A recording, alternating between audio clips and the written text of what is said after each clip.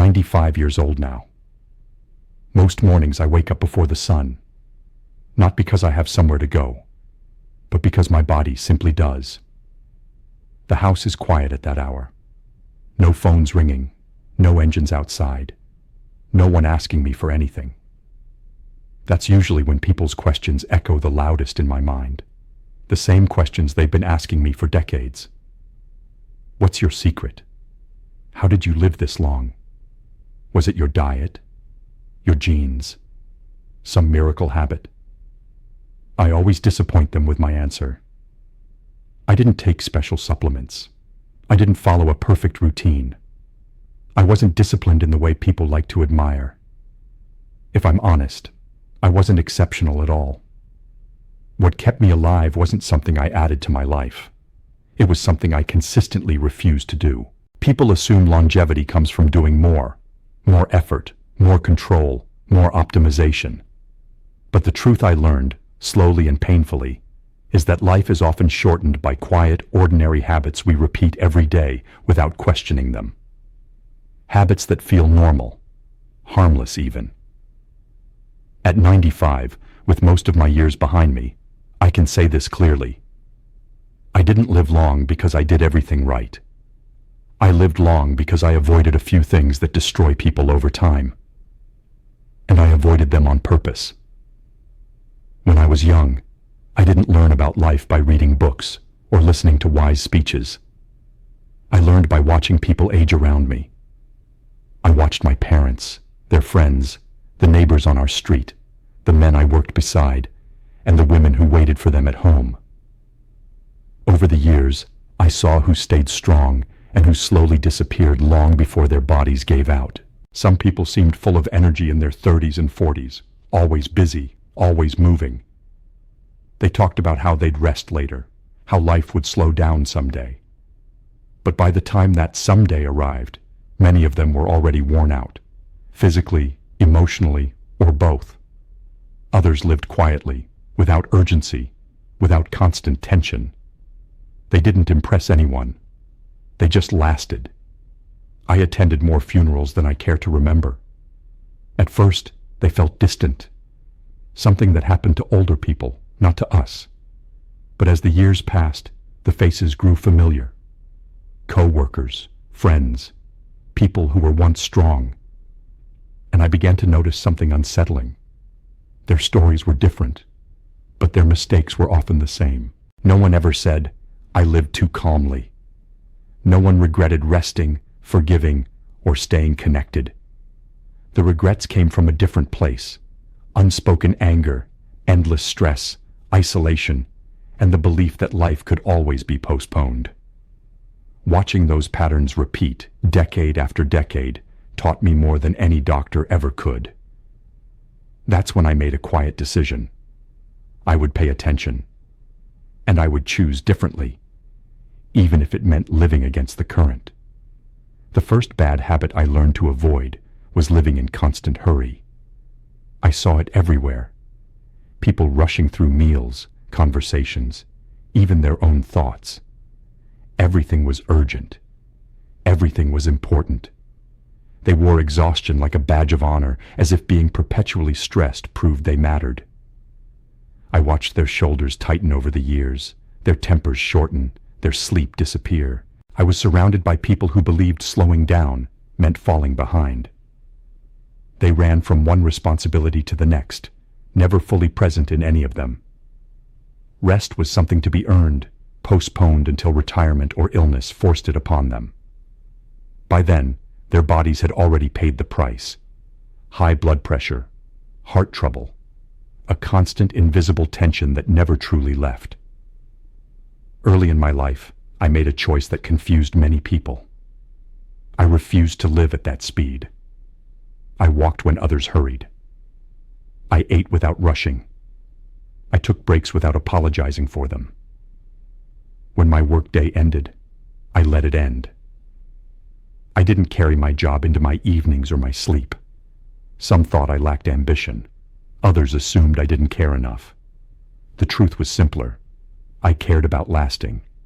Living slowly didn't make my life smaller. It made it steadier. Stress doesn't usually kill all at once. It erodes you quietly day by day until something finally gives. By refusing to live in constant hurry, I protected my heart, my mind, and my ability to enjoy the years that followed. The second bad habit I learned to avoid was holding on to resentment. I watched how bitterness settled into people over time, how it slowly reshaped their faces and hardened their voices. Old arguments became lifelong stories. Injuries that should have healed stayed open, replayed again and again in their minds. Long after the people who hurt them had moved on, the resentment remained, quietly doing its damage. I saw how anger aged people faster than years ever could. Their bodies grew tense, their sleep grew restless, and their joy faded without them fully noticing. They believed they were protecting themselves by holding on, by never forgetting, by never letting go.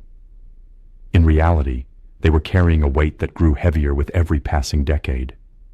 I wasn't immune to anger. I've been betrayed, disappointed, and deeply hurt like anyone else. But I made a deliberate choice not to live in that place. When something wounded me, I allowed myself to feel it fully. I didn't deny the pain or pretend it didn't matter. But I refused to let it define the rest of my life. Forgiveness, I learned, isn't about excusing what happened. It's about releasing yourself from the past. I let go not because others deserved peace, but because I did. And over time, I could see the difference. While bitterness carved lines into others, letting go gave me space to breathe. Holding on to resentment may feel powerful, but it quietly steals years from your life. The third bad habit I avoided was isolating myself from other people. I learned early that loneliness doesn't arrive all at once. It creeps in slowly, disguised as independence, pride, or the belief that you don't want to be a burden. I watched it happen to many people after retirement, after loss, or after life disappointed them one too many times. They withdrew little by little until silence became their normal state. Some told themselves they were better off alone. They stopped answering calls, stopped making plans, stopped showing up.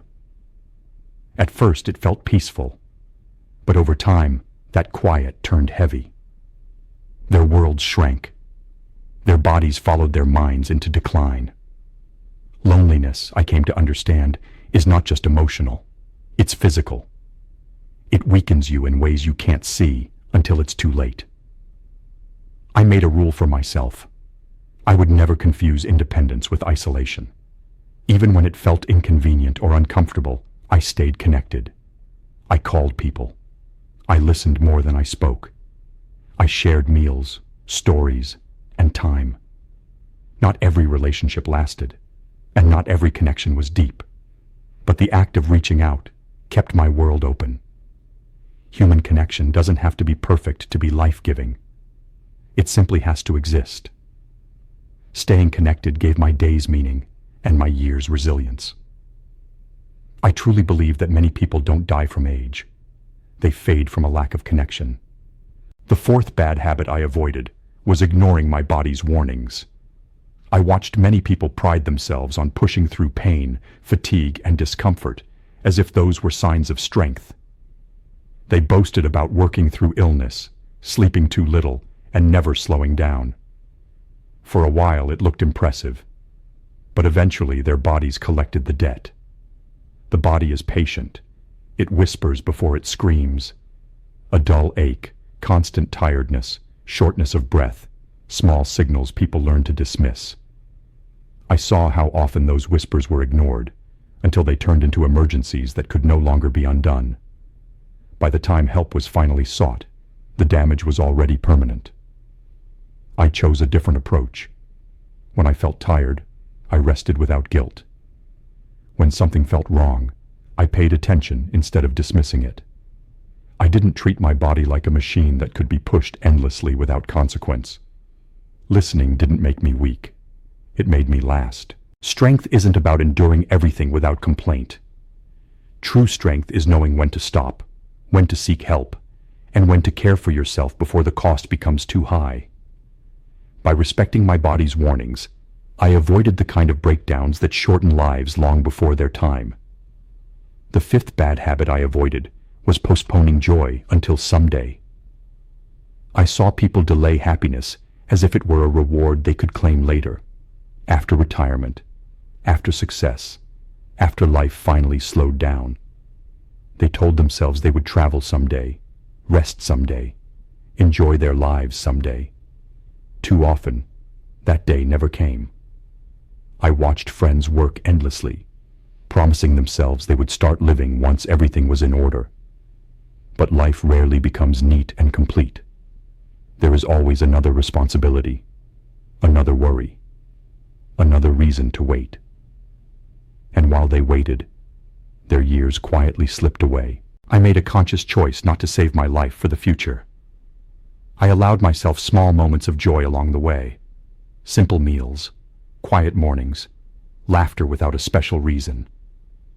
I didn't wait for perfect conditions to enjoy being alive.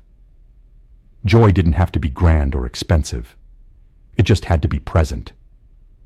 Looking back now, I realize how powerful that choice was. Happiness isn't something you collect at the end of life. It's something you practice while you're still in it. Many people run out of time waiting for the right moment. I chose not to wait. Living to 95 teaches you something very different about time. You stop seeing it as something to chase or manage, and you begin to understand it as something to respect. Time isn't impressed by urgency, and it can't be negotiated with. It simply moves forward, whether you're paying attention or not. At this age, I don't romanticize longevity. I've lost people I love deeply. I've watched entire chapters of my life close for good. My body is slower now, and my memory isn't as sharp as it once was. Growing old is not a victory lap. It's a quiet reckoning.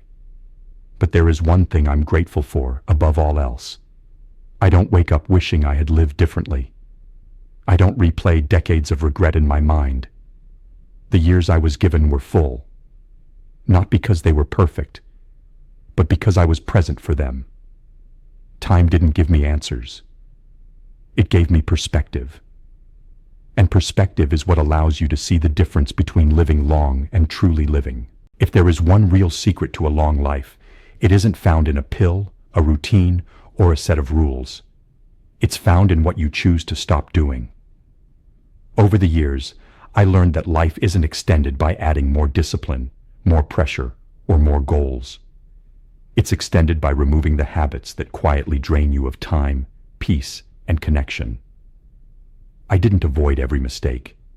I stumbled, failed, and learned the hard way more than once. But I stayed mindful of the patterns that destroy people slowly. I stepped away from constant stress. I released resentment before it hardened. I stayed connected when it would have been easier to withdraw. I listened to my body instead of fighting it, and I refused to postpone joy until a future that might never arrive. Living long was never my goal. Living well was. The years followed naturally. If there's anything my life can offer you, it's this. Pay attention to how you are living now. The small choices you repeat each day shape the length and quality of your life far more than you realize. Sometimes the path to a long life isn't about learning how to do more. It's about having the courage to let go of what slowly destroys you.